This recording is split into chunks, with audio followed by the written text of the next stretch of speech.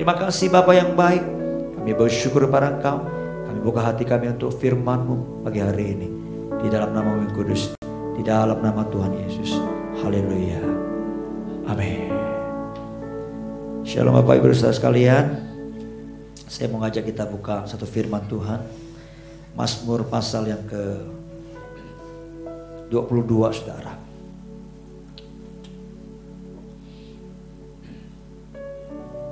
Sebenarnya saya sudah mempersiapkan beberapa tema untuk saya sharekan kepada saudara secara bersambung saudara. Saya sudah persiapkan tentang sumur ya. Kemarin saya coba menelusuri tentang sumur saudara, karena satu kali Yesus itu dikatakan dia harus melintasi daerah Samaria untuk bertemu dengan seorang wanita Samaria yang notabene perempuan ini sudah 5 kali kawin cerai saudara mungkin ya. Dan Yesus bertemu dia di sumur Yakub saudara ya. Dan di sumur Yakub itu Tuhan berkata, aku minta berikan aku air. Wanita itu berkata, masakah engkau orang Yahudi minta air sama aku orang Samaria? Karena orang Yahudi tidak bergaul dengan orang Samaria. Mereka bermusuhan saudara. Samaria itu adalah keturunan Yahudi tapi sudah campur dengan bangsa-bangsa kafir yang lain saudara. Di luar Yahudi seperti itu saudara. Dan mereka sangat tidak cocok ya. Orang Yahudi menganggap sama orang Samaria itu orang kafir saudara, seperti itu. Ya bahkan dikatakan mereka kalau misalnya makan di restoran ya, kalau orang Samaria piring habis dipakai walaupun sudah dicuci, orang Yahudi tetap nggak mau pakai saudara, seperti itu. Saking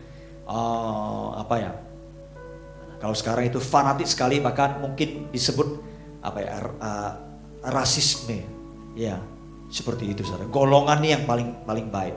Tapi ketika saya belajar tentang sumur itu saudara, sumur itu ternyata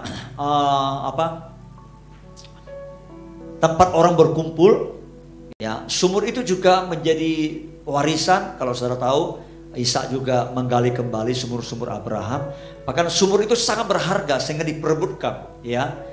Sumur itu juga tempat di mana orang-orang berkumpul ya, khususnya para wanita pada zaman itu ya. Nah sumur juga lambang simbol daripada di mana orang mendapatkan jodoh saudara ya. Sebab kalau kita belajar tentang sumur saudara, maka saudara bisa mendapati Yakub mendapatkan Ribka ya, Rahel ya, juga di sumur. Ishak mendapatkan Ribka melalui Eliezer, juga di sumur. Bahkan Musa mendapatkan Sipora juga di sumur saudara ya. Jadi kalau saudara ingin cari jodoh ya, banyak-banyaklah diam di sumur saudara. Bukan seperti itu maksudnya ya. Artinya kalau ingin mencari jodoh ya cari masuklah dalam komunitas. Kita tahu, kita bisa kenal dan komunitas itu siapa ya, orang itu seperti apa saudara. Tapi hari ini saya tidak bicara, tapi Tuhan tak taruh di sesuatu di hati saya. Firman Mazmur 22 ini saudara, ayat yang ke 2 ya kalau di Alkitab saya. Ini perikop tentang Allahku mengapa kau tinggalkan aku ya. Ayat 2 berkata begini, Allahku, Allahku mengapa engkau meninggalkan aku? Aku berseru tetapi engkau tetap jauh dan tidak menolong aku. Saudara ya, ini ayat ini pernah diserukan oleh Yesus waktu Yesus di kayu salib. Betul ya? Dia berkata, Eli Eli lama sabachthani. Artinya Allahku, Allahku mengapa engkau meninggalkan aku. Nah itulah yang tanda petik kalimat ini seringkali dijadikan alasan untuk orang menyangkali bahwa Yesus itu Tuhan. Kenapa kalau dia Tuhan, kenapa dia berseru kepada Allah? Dia berseru kepada Tuhan. Ya kalau dia Tuhan sendiri, kenapa dia berseru kepada diri sendiri, engkau meninggalkan aku, seperti itu. Nah saudara harus tahu bahwa Yesus itu kita tahu dia 100% Allah, dia juga 100% manusia. Nah, dia menggenapi ayat ini saudara untuk berseru kepada Allah. Waktu itu dia mengenakan kehidupan manusia sepenuhnya. Dan dia mewakili manusia untuk berseru kepada Allah. Ya, pada waktu itu dia lagi mengalami sengsara begitu luar biasa. Dan dikatakan dia terganggu, kayak saya sudah hampir mati. Kalau nggak salah ucapan ini adalah ucapan tengah-tengah saudara. Ucapan yang tengah-tengah. Ya, dia pernah ucapkan aku haus. Ya, seperti itu. Ya, dia pernah ucapkan terakhir selesai. Ya, kalau nggak salah ini kalimat pengucapan yang tengah-tengah. 7 kata yang pernah, 7 kalimat yang pernah Yesus ucapkan di atas kayu salib. Nah, ini salah satu kata. Kalau nggak salah ini saudara, ini kata kalimat yang di pertengahan. Ya, dari 7 kata atau 7 kalimat yang Yesus berucapkan. Nah, saudara tahu bahwa Mazmur 22 ini saudara, ayat 2 ini, ya ini bagi orang Israel, ya adalah sebuah ungkapan doa. Jadi setiap orang Israel, mereka yang mengalami pergumulan persoalan, mereka yang mengalami tantangan kehidupan saudara, pencobaan-pencobaan, dan di tengah-tengah kehidupan mereka yang mengalami penderitaan, kesulitan, dan pergumulan seperti itu, pencobaan, ya permasalahan seperti itu saudara. Kadang mereka merasa kok sepertinya tidak ada pertolongan, kok sepertinya merasa kesendirian, tidak ada orang, jangankan manusia, Tuhan pun rasanya jauh sekali, Tuhan pun rasanya kok tidak ada. Ketika mereka berseru saudara. Nah, setiap orang Israel pasti mengalami seperti itu. Nah, ini perwakilan juga, mewakili setiap kehidupan manusia. Saya percaya setiap pribadi kita, siapapun dia, sekalipun dia pendeta, rohaniawan, pernah mengalami peristiwa ini. Terkadang kita mengalami satu kondisi, entah itu ada kesulitan, pergumulan, kita berseru kepada Tuhan, rasanya Tuhan tuh jauh. Waktu kita berdoa, seperti doa kita sampai di plafon saudara, sampai mentok seperti itu, nggak tembus. Ya seperti Tuhan di mana kok nggak ada gitu loh. Ya, nah, saya mau katakan semua orang mengalami peristiwa ini, mengalami masa-masa ini, dan ini masa ini bisa berulang, tidak hanya sekali 2 kali saudara. Tapi saya mau katakan Yesus sudah mewakili kita. Dia terpisah dari Allah. Dan sebagai manusia, ketika dia berseru kepada Allah, Eli, Eli lama sabachthani, Allahku, Allahku, mengapa engkau meninggalkan aku? Ketika Yesus mati di kayu salib, saudara tahu bahwa pemisahan yang selama ini terjadi di atas kayu salib, kita dipersatukan kembali. Allah tidak pernah meninggalkan kita. Firman-Nya berkata, tidak sekali-kali dia meninggalkan kita, tidak sedetik pun dia meninggalkan kita, membiarkan kita saudara. Itu janjinya saudara. Ya, nah kalau mungkin kita ngalami masa-masa seperti ini, kita ngalami kesepian, kita ngalami seperti kesendirian, Tuhan sepertinya jauh sekali. Ya memang kita harus lewati proses itu. Tapi saya mau katakan, Tuhan sebenarnya tidak jauh. Itu hanya karena perasaan kita aja. Mungkin sama seperti seekor ulat yang sedang masuk ke dalam masa kepompong, sendirian, sunyi, sepi. Walaupun kita punya komunitas, walaupun kita punya pasangan hidup kita nggak ngerti akan perasaan kita. Orang terdekat tidak mengerti akan apa yang menjadi pergumulan kita saudara. Ya, kita sedang masuk dalam masa-masa seperti itu. Dan saya mau katakan, Tuhan tidak pernah tinggalkan kita. Walaupun mungkin kita sudah berseru kepada Tuhan, rasanya kok doa kita kok belum dijawab seperti itu. Tapi saya mau katakan, saudara harus tahu bahwa itulah masa yang terbaik untuk kita berdiam diri. Ya, untuk kita introspeksi diri kita. Sebab di saat-saat seperti itulah, di masa keheningan, kita bisa berjumpa dengan Tuhan. Dan kita bisa, sungguh-sungguh bisa membuka hati kita, seluruh hidup kita. Kita bisa mengakui setiap kelemahan-kelemahan kita, saudara. Ya. Kalau saudara baca ayat ini terus, saudara, maka saudara akan menemukan pemazmur ini berkata begini, Tuhan, padahal engkau itu bersemayam atas pujian orang Israel. Kami bisa memuji engkau, harusnya engkau ada, engkau hadir. Lalu dikatakan begini, dulu nenek moyang kami percaya kepadamu. Dan engkau ada meluputkan mereka dari setiap persoalan pergumulan mereka. Bahkan meluputkan mereka dari setiap kebinasaan yang harus terjadi pada mereka. Dan mereka tidak mendapat malu. Ini menggambarkan pemazmur itu sedang mengingat Tuhan. Dan mungkin kondisinya pada waktu itu, ya, dia sedang melihat orang. Orang lain kok begitu luar biasa. Dia sendiri yang mungkin sangat bergumul dengan Tuhan, hidup benar dengan Tuhan, kok menjadi sesuatu yang aib, sesuatu yang seperti ulat dikatakan, bukan manusia, ya, sehingga dipandang, diejek orang, dibully oleh orang seperti itu, saudara. Saya percaya saudara pernah mengalaminya kan? Kita semuanya sepertinya sudah hidup benar, sudah hidup sungguh-sungguh dengan Tuhan. Kok sepertinya masalah silih berganti datang, kok sepertinya kita nggak lebih baik daripada orang yang tidak sungguh-sungguh dengan Tuhan, bahkan orang yang tidak percaya dengan Tuhan. Saudara mesti harus ngerti bahwa setiap pribadi kita, Tuhan punya proses. Ada amin Bapak Ibu Saudara sekalian? Tuhan punya ketetapan buat setiap pribadi kita. Gak peduli sebaik apapun, sesaleh apapun. Sama seperti Ayub, Tuhan punya proses dalam kehidupannya. Dia sangat saleh, dia takut akan Tuhan. Tapi Tuhan tetap punya proses buat hidupnya. Untuk apa? Karena Tuhan punya tujuan untuk hidupnya. Dia tidak sekedar hidup saleh, hidup suci, hidup benar dengan Tuhan, tapi hidupnya itu menjadi inspirasi bagi banyak orang, saudara.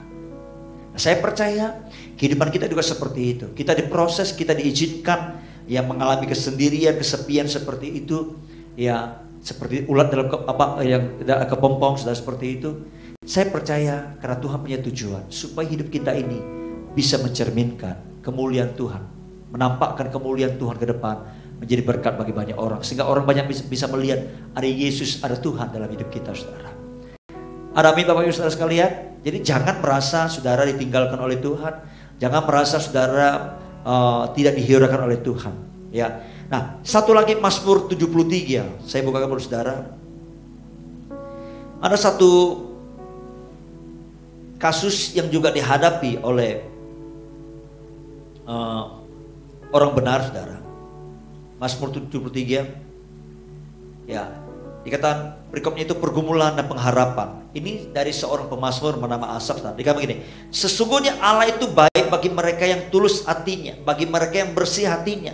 Tetapi aku sedikit lagi maka kakiku terpeleset, nyaris aku tergelincir, sebab aku cemburu kepada pembual-pembual. Kalau aku melihat kemujuran orang-orang fasik, sebab kesakitan tidak ada pada mereka. Lihat, dia itu sudah hidup benar, tapi dia sendiri mengalami sakit penyakit. Ketika dia bandingkan hidupnya dengan orang lain, khususnya dengan orang-orang fasik, ya kok mujur banget ya, kok tidak ada sakit penyakit. Dikatakan sehat dan gemuk tubuh mereka. Ayat 5, mereka tidak mengalami kesusahan, ya, manusia, dan mereka tidak kena tulah seperti orang lain. Sebab itu mereka berkalungkan kecokakan dan berpakaian kekerasan. Karena kegemukan kesalahan mereka menyolok, hati mereka meluap-luap dengan sangkaan. Mereka menyindir dan mengata-ngatai dengan jahat niat. Hal pemerasan dibicarakan mereka dengan tinggi hati. Mereka membuka mulut melawan langit, dan lidah mereka membual di bumi. Sebab itu orang-orang berbalik kepada mereka, mendapatkan mereka seperti air yang berlimpah-limpah. Dan mereka berkata, bagaimana Allah tahu hal itu? Adakah pengetahuan pada Allah, pada yang maha tinggi? Sesungguhnya itulah orang-orang fasik. Mereka menambah harta benda dan senang selama-lamanya. Kita lihat ketika Asaf ini melihat orang-orang fasik, maka orang-orang yang tidak takut akan Tuhan, orang-orang yang tidak mempedulikan Tuhan, orang-orang yang tidak kenal Tuhan, mereka seperti diberkati luar biasa, sehat, gemuk, tanpa ada kesulitan, tanpa ada sakit penyakit. Tapi Asaf ini orang benar, ini orang yang dekat dengan Tuhan. Dia merasa seperti dia ditinggalkan, dia merasa sepertinya dia mengalami banyak hal yang mestinya tidak perlu terjadi di kehidupannya. Kenapa itu terjadi? Itu menjadi sebuah pertanyaan. Coba lihat ayat 13, dikatakan begini, sia-sia sama sekali aku mempertahankan hati yang bersih, dan membasuh tanganku tanda tak bersalah. Namun sepanjang hari aku kena tulah dan kena hukum setiap pagi. Seandainya aku berkata, aku mau berkata-kata seperti itu, maka sesungguhnya aku telah berkhianat kepada angkatan anak-anakmu. Tetapi ketika aku bermaksud mengetahuinya, hal itu menjadi kesulitan di mataku, sampai aku masuk ke dalam tempat kudus Allah dan memperhatikan kesudahan mereka. Sesungguhnya di tempat-tempat licin kau taruh mereka, kau jatuhkan mereka sehingga hancur. Betapa binasa dalam sekejap mata, lenyap habis oleh karena kedahsyatan. Seperti mimpi pada waktu terbangun, ya Tuhan, pada waktu terjaga, rupa mereka kau pandang hina. Jadi ketika dia ingin bermaksud mengetahui, kok kenapa orang fasik, orang yang tidak takut akan Tuhan, orang yang jahat, kok hidupnya baik-baik, hidupnya seperti diberkati. Wah, aku ini yang baik, yang saleh, yang takut akan Tuhan, yang mendekat dengan Tuhan, kok sepanjang hari sepertinya kena tulas, sepertinya banyak masalah. Ketika dia coba mengetahuinya, menjadi kesulitan. Sampai dia berkata begini, sampai aku masuk ke dalam apa? Dikatakan